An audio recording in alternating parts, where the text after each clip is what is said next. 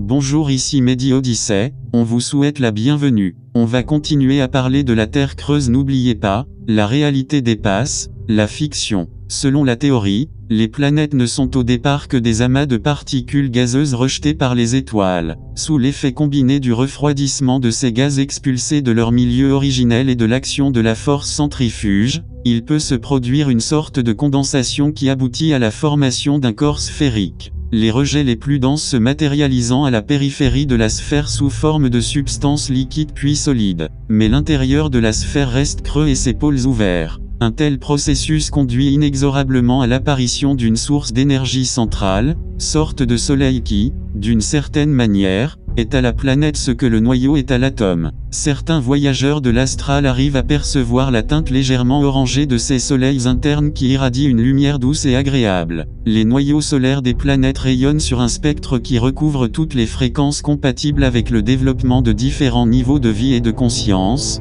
y compris dans le plan physique. Les créatures qui habitent à l'intérieur des planètes vivent bien plus longtemps et dans des conditions bien plus faciles que celles qui restent plongées dans la dualité externe des jours et des nuits, des hivers et des étés, du chaud et du froid. Ceci s'explique d'ailleurs facilement à la lumière d'une loi élémentaire de la dynamique. Lorsqu'un corps orbite autour d'un autre corps de masse plus importante, sa périphérie est naturellement soumise à une force centrifuge, génératrice d'instabilité et de turbulence, alors que sous l'effet gravitationnel inverse appelé force centripète, son centre demeure continuellement en position de stabilité et d'équilibre.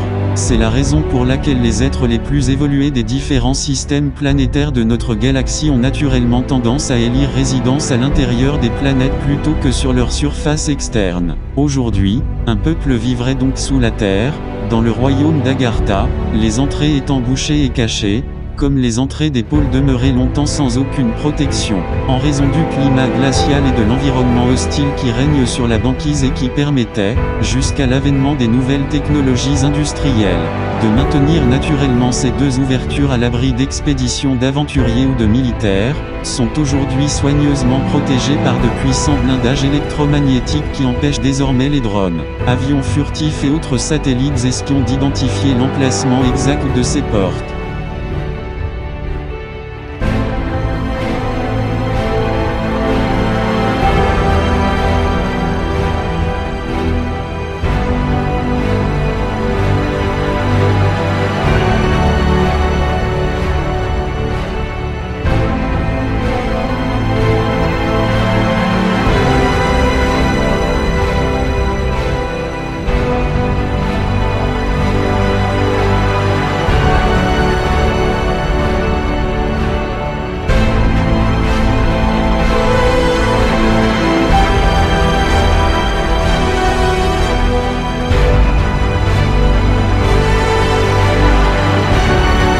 N'oubliez pas de noter, et s'abonner. Mehdi Odyssey vous dit, à très bientôt pour la suite.